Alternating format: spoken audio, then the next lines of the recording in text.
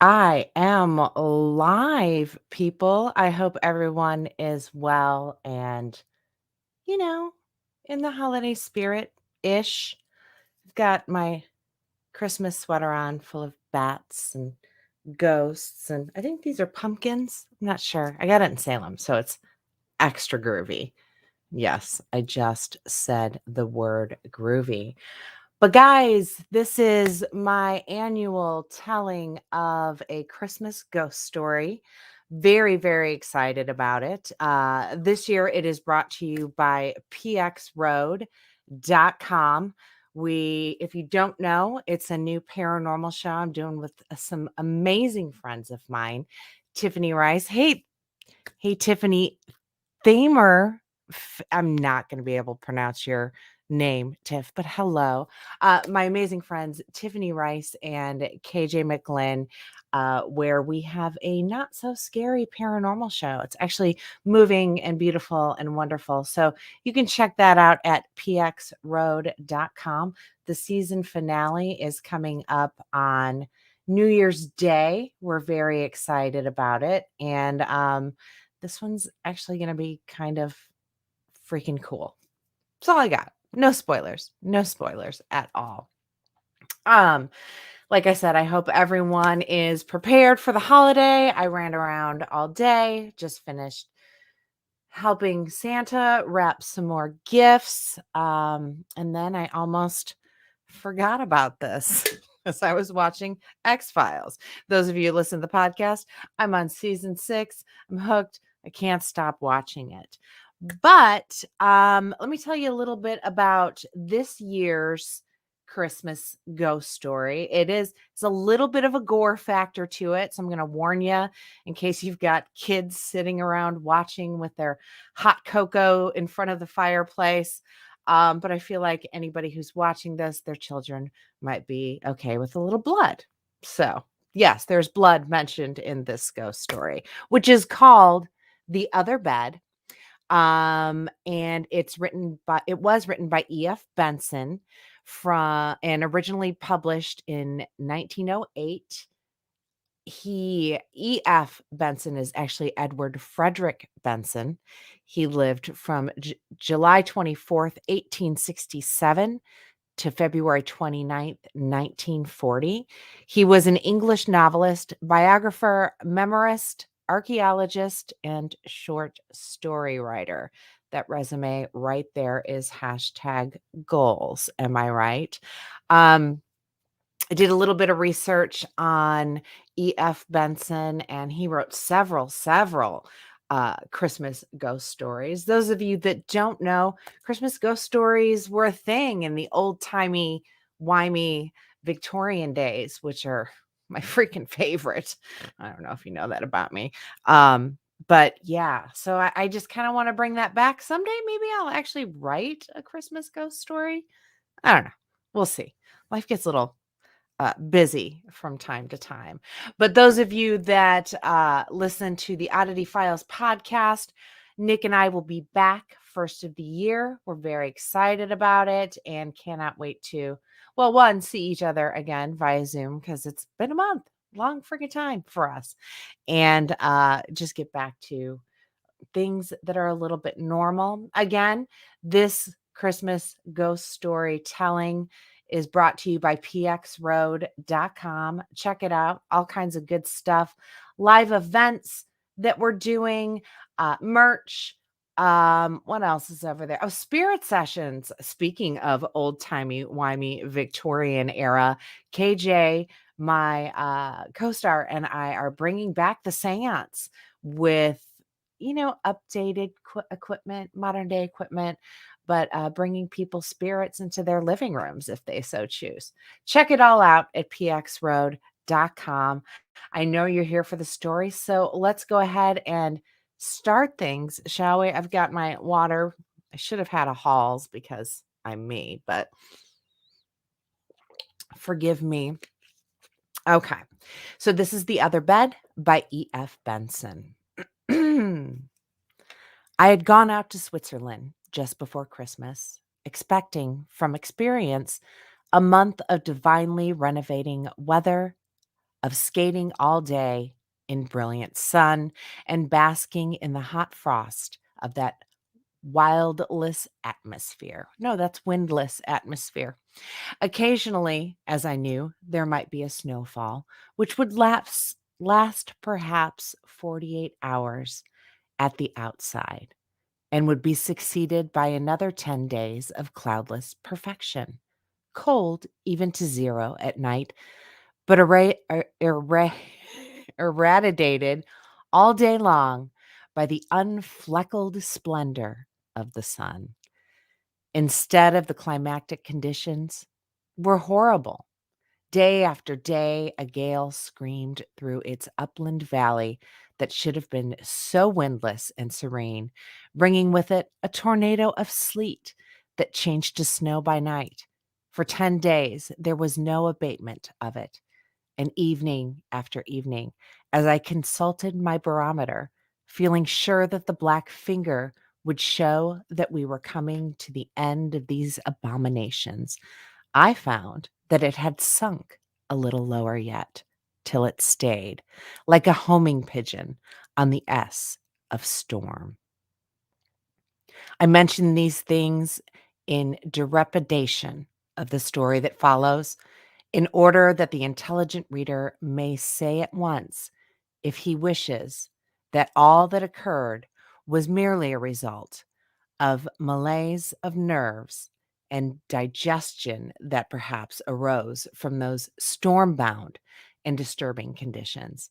And now to go back to the beginning again. I had written to engage a room at the Hotel Beau Site and had been agreeably surprised on arrival to find that for the modest sum of 12 francs a day, I was allotted a room on the first floor with 2 beds in it. Otherwise, the hotel was quite full. Fearing to be billeted into a 22-franc room by mistake, I instantly confirmed my arrangements at the bureau. There was no mistake.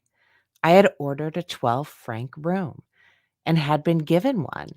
The very civil clerk hoped that I was satisfied with it, for otherwise there was nothing vacant. I hastened to say that I was more than satisfied, fearing the fate of a sow. I arrived about 3 in the afternoon of a cloudless and glorious day, the last of the series. I hurried down to the rink, having had the prudence to put on skates in the forefront of my luggage, and spent a divine but struggling hour or two coming up to the hotel about sunset. I had letters to write, and after ordering tea to be sent up to my gorgeous apartment, number 23 on the first floor, I went straight up there. The door was ajar, and I feel certain I should not even remember this now except in the light of what followed. Just as I got close to it, I heard some faint movement inside the room and instinctively knew that my servant was there unpacking. Next moment, I was in the room myself, and it was empty. The unpacking had been finished, and everything was neat, orderly, and comfortable. My barometer was on the table, and I observed it with dismay that it had gone down nearly half an inch. I did not give another thought to the movement, I thought, and I heard from outside. Certainly, I had a delightful room for my 12 francs a day. There were, as I have said, 2 beds in it, on one of which were already laid out my dress clothes, while night things were disposed on the other. There were 2 windows, between which stood a large washing stand, with plenty of room on it. A sofa, with its back to the light, stood conveniently near the pipes of central heating.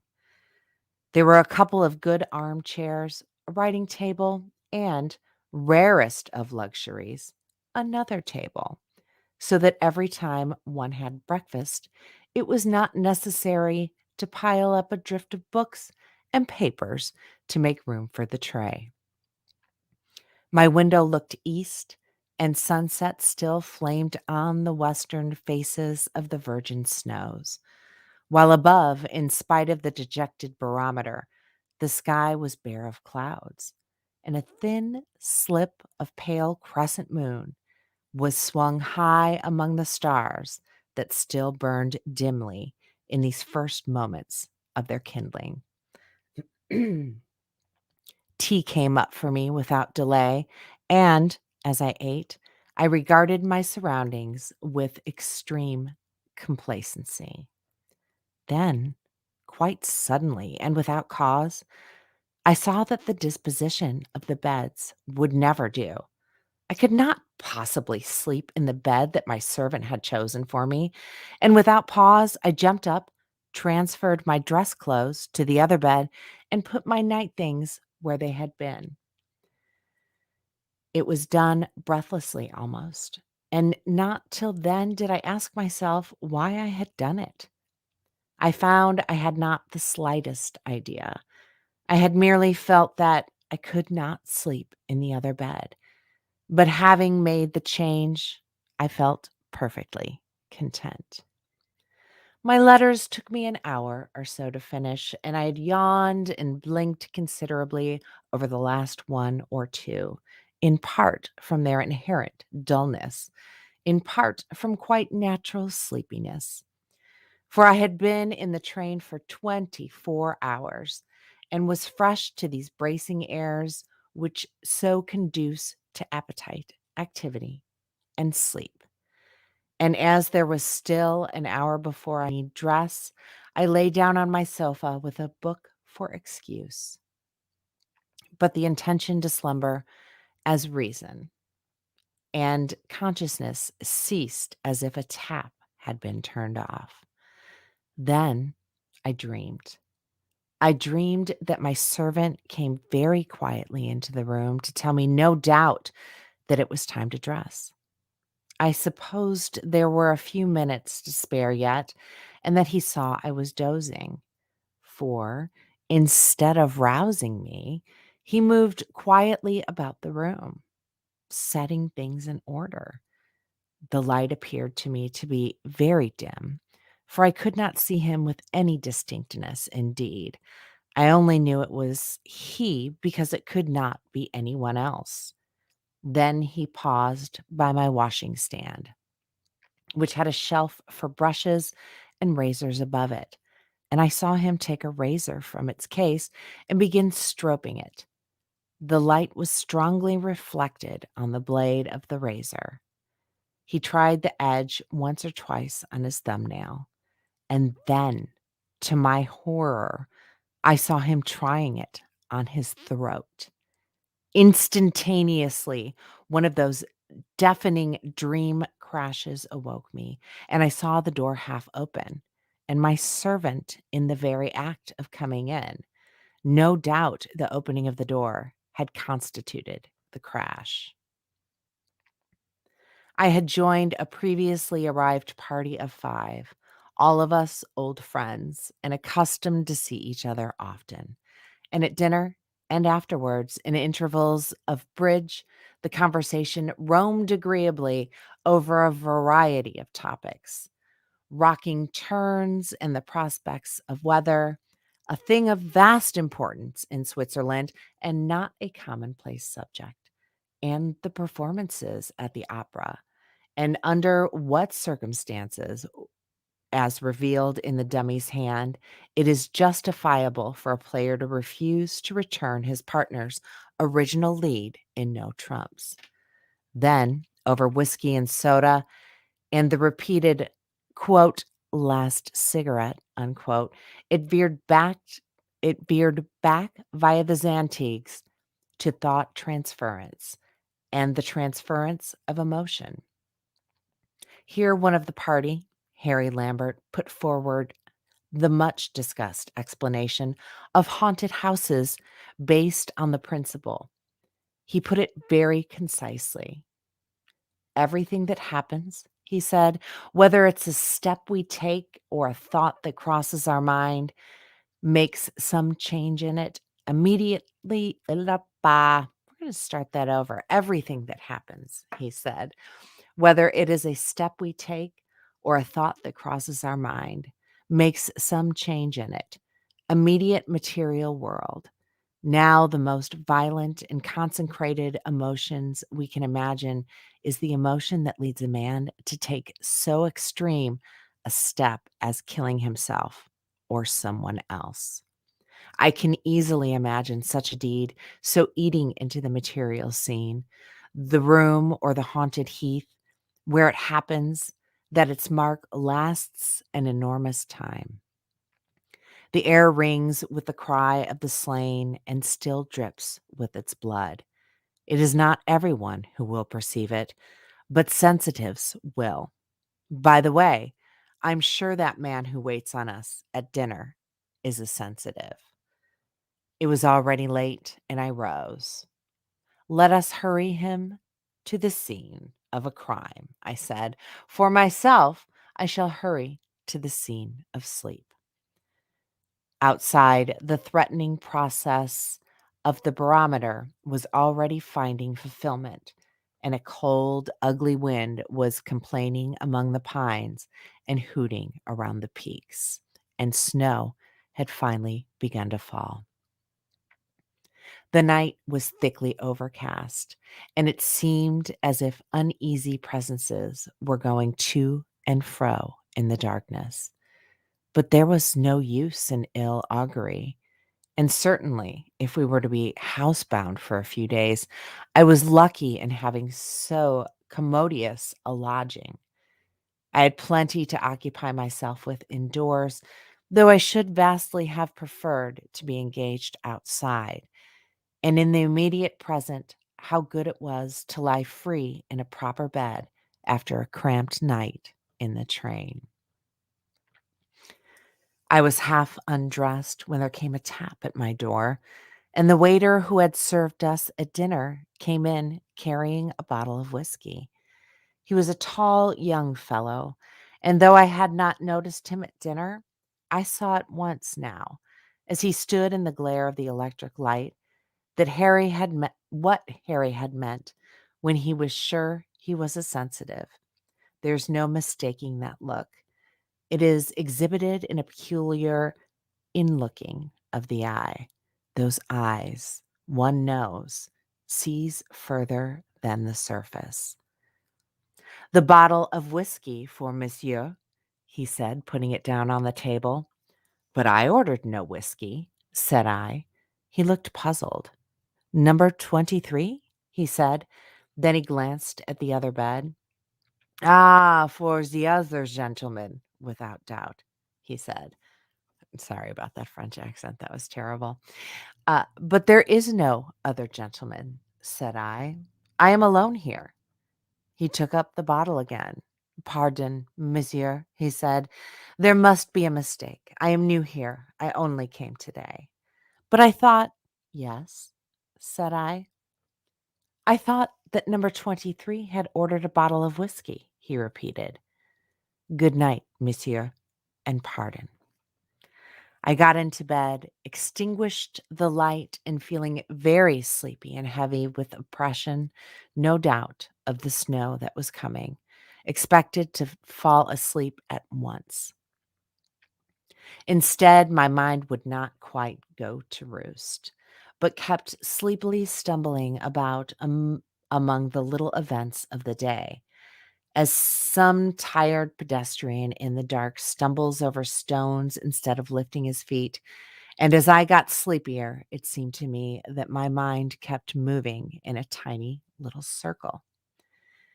At one moment, it drowsily recollected how I had thought that I had heard movement inside my room. At the next, it remembered my dream of some figure going stealthily about and stroking a razor. At a third, it wondered why this Swiss waiter with the eyes of a sensitive thought that number 23 had ordered a bottle of whiskey. But at the time, I made no guess as to any coherence between these little isolated facts.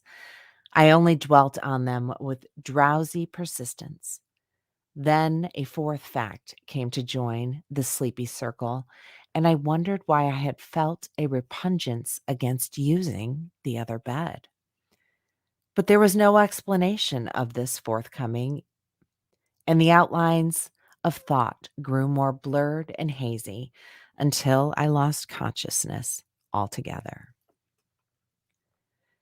Next morning began the series of awful days, sleet and snow falling relentlessly with gusts of chilly wind, making any out of door amusement next to impossible. The snow was too soft for tobogganing. It balled on the skis, and as for the rink, it was but a series of pools of fleshy snow. This in itself, of course, was quite enough to account for any ordinary depression and heaviness of spirit. But all the time, I felt there was something more than that, to which I owed the utter blackness that hung over those days. I was beset, too, by fear that at first was only vague, but which gradually became more definite until it resolved itself into a fear of number 23, in particular, a terror of the other bed. Just gonna take a little drink of water here.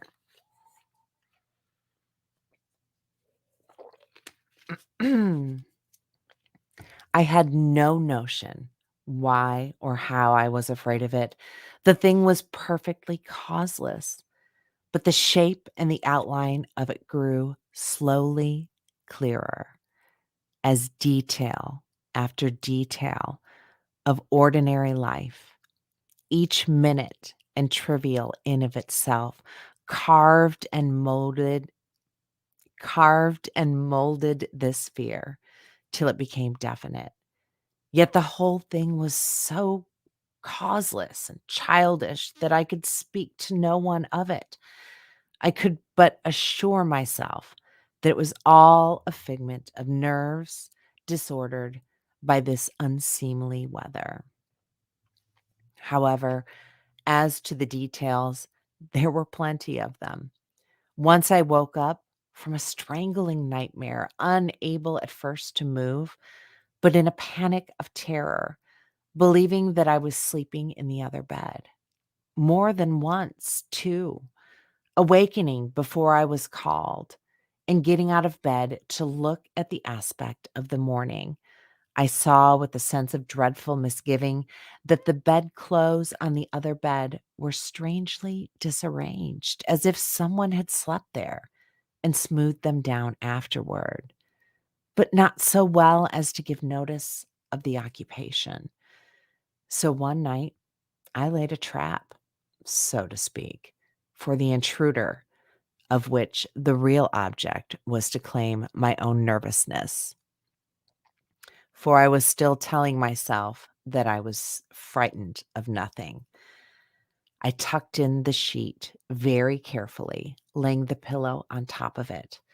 But in the morning, it seemed as if my interference had not been to the taste of the occupant, for there was more impatient disorder than usual in the bedclothes, and on the pillow was an indentation, round and rather deep, such as we may see any morning in our own beds. Yet by day these things didn't frighten me, but it was when I went to bed at night that I quaked at the thought of further developments. It happened also from time to time that I wanted something brought to me or wanted my servant. On 3 or 4 of these occasions, my bell was answered by the sensitive, as we called him, but the sensitive, I noticed, never came into the room. He would open the door a chink to receive my order, and on returning would again open it a chink to say that my boots or whatever it was were at the door. Once I made him come in, but I saw him cross himself as with a face of icy terror. He stepped into the room, and the sight somehow did not reassure me. Twice also he came up in the evening, when I had not rung at all, even as he came up the first night and opened the door a chink to say that my bottle of whiskey was outside. But the poor fellow was in a state of such bewilderment when I went out and told him that I had not ordered whiskey, that I did not press for an explanation. He begged my pardon profusely. He thought a bottle of whiskey had been ordered for number 23. It was his mistake entirely. I should not be charged for it. It must have been the other gentleman. Pardon again? He remembered there was no other gentleman. The other bed was unoccupied. It was on the night when this happened for the second time that I definitely began to wish I too was quite certain that the other bed was unoccupied. The 10 days of snow and sleet were at an end. And tonight, the moon once more, grown from a mere slip into a shining shield, swung serenely among the stars. But though at dinner, everyone exhibited an extraordinary change of spirit. With the rising of the barometer and the discharge of this huge snowfall, the intolerable gloom which had been mine so long but deepened and blackened. The fear was to me now like some statue, nearly finished, modeled by carving hands of these details, and though it still stood below its moistened sheet, any moment, I felt, the sheet might be twitched away and I be confronted with it. Twice that evening, I'd started to go to the bureau to ask to have a bed made up for me anywhere in the billiard room or the smoking room, since the hotel was full. But the intolerable childishness of the proceeding revolted me. What was I afraid of?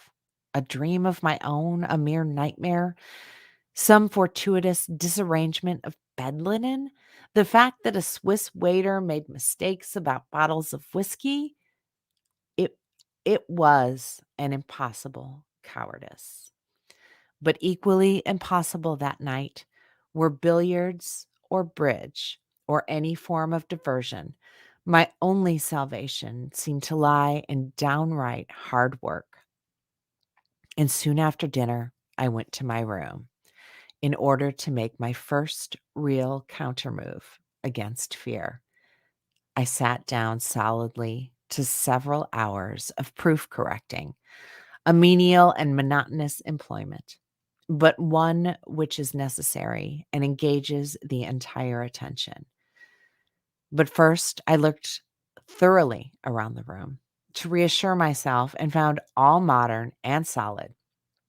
A bright paper of daisies on the wall, a floor parquetted, the hot water pipes chuckling to themselves in the corner, my bedclothes turned down for the night. The other bed, the electric light was burning brightly, and there seemed to me to be a curious stain, as of a shadow, on the lower part of the pillow and the top of the sheet. Definite and suggestive. And for a moment, I stood there again, throttled by a nameless terror. Then, taking my courage in my hands, I went closer and I looked at it. Then I touched it.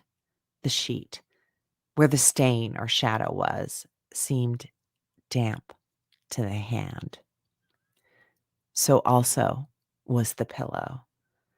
And then I remembered I had thrown some wet clothes on the bed before dinner.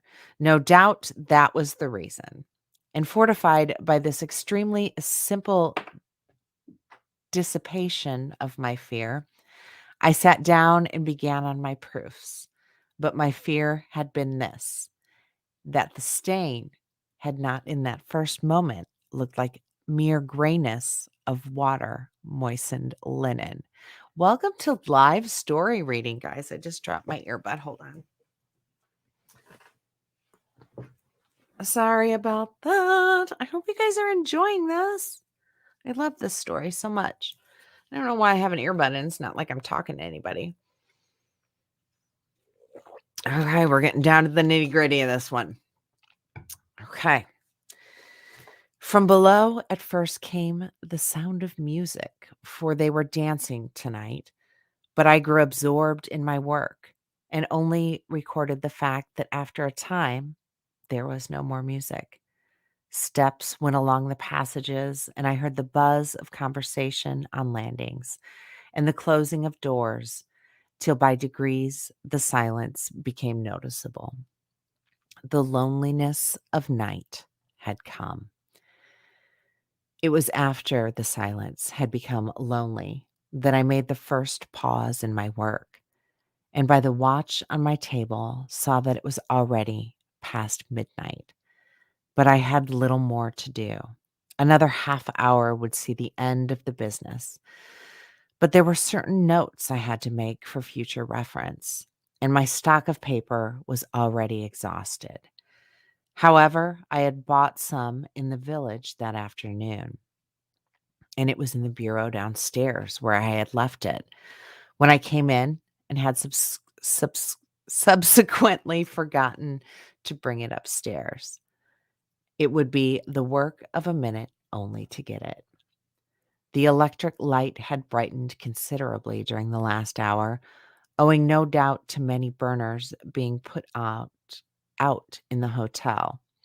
And as I left the room, I saw again the stain on the pillow and sheet of the other bed. I had really forgotten about it for the last hour, and its presence there came as an unwelcome surprise. Then I remembered the explanation of it, which had struck me before, and for purposes of reassurement, yeah, I again touched it. It was still damp, but had I got chilly with my work? For it was warm to the hand, warm and surely rather sticky. It did not seem like the touch of the water damp. And at the same moment, I knew I was not alone in the room. There was something there, something silent as yet, and as yet invisible, but it was there. Now for the consolation of persons who are inclined to be fearful. I may say at once that I'm in no way brave, but that terror which, God knows, was real enough, was yet so interesting. That interest overruled it. I stood for a moment by the other bed, and half consciously only wiped the hand that had felt the stain, for the touch of it, though all the time I told myself that it was but the touch of the melted snow on the coat I had put there, was unpleasant and unclean. More than that, I did not feel, because in the presence of the unknown and the perhaps awful, the sense of curiosity, one of the strongest instincts we have, came to the fore. So rather eager to get back to my room again, I ran downstairs to get the packet of paper. There was still a light in the bureau, and the sensitive, on night duty, I suppose, was sitting there dozing. My entrance did not disturb him, for I had on noiseless felt slippers, and seeing at once the package I was in search of, I took it and left him still unawakened. That was somehow of a fortifying nature. The sensitive, anyhow, could sleep in his hard chair. The occupant of unoccupied No, the occupant of the unoccupied bed was not calling to him tonight. I closed my door quietly as one does at night when the house is silent. I sat down at once to open my packet of paper and to finish my work. It was wrapped up in an old news sheet, and struggling with the last of the string that bound it, certain words caught my eye. Also, to the date at the top of the paper caught my eye. A date nearly a year old, or to be quite accurate, a date 51 weeks old. It was an American paper, and what it recorded was this: the body of Mr. Silas R. Hume, who committed suicide last week at the Hotel Beau site, Moulins-sur-Chalon. It is to be buried at his house in Boston, Massachusetts. The inquest held in Switzerland showed that he cut his throat with a razor in an attack of delirium tremens induced by drink. In the cupboard of his room were found 36 empty bottles of Scotch whiskey. So far, I had read when, without warning, the electric light went out, and I was left in what seemed for the moment absolute darkness. And again, I knew I was not alone. I knew now who it was with me in the room.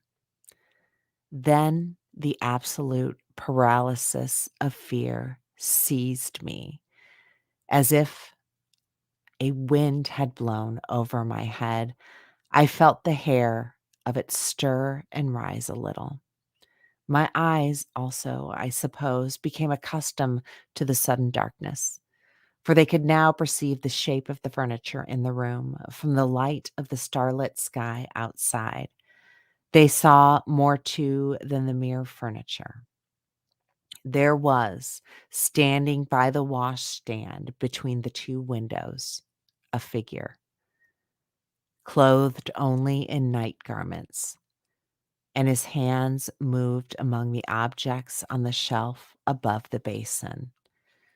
Then, with 2 steps, it made sort of a dive for the other bed, which was in shadow, and then the sweat poured on my forehead. Though the other bed stood in shadow, I could still see dimly, but sufficiently, what was there. The shape of a head lay on the pillow. The shape of an arm lifted its hand to the electric bell that was close by on the wall, and I fancied I could hear it distantly ringing. Then a moment later came hurrying feet up the stairs and along the passage outside, a quick rapping at my door. Monsieur's whiskey, said a voice just outside. Pardon, monsieur, I brought it as quickly as I could. The impotent paralysis of cold terror was still in me. Once I tried to speak and failed, and still the gentle tapping went on at the door, and the voice telling someone that his whiskey was there. Then, at a second attempt, I heard a voice, which was mine, saying hoarsely, "For God's sake, come in. I'm alone with it." There was the click of a turned door handle, and as suddenly as it had gone out a few seconds before, the electric light came back again, and the room was in full illumination. I saw a face peer around the corner of the door, but it was at another face I looked, the face of a man, sallow and shrunken, who lay in the other bed, staring at me with glazed eyes. He lay high in bed, with his throat cut from ear to ear, and the lower part of the pillow was soaked in blood, and the sheet streamed with it. Then suddenly that hideous vision vanished, and there was only a sleepy-eyed waiter looking into the room. But below the sleepiness, terror was awake, and in his voice shook when he spoke. "Monsieur rang?" he asked. No, Monsieur had not rung, but Monsieur made himself a couch in the billiard room to sleep on. And there you have it, kids. 2021's Oddity Files Christmas Ghost Story, brought to you by PX Road I hope everybody enjoyed that story. It's a new one for me. I usually my go-to is Smee.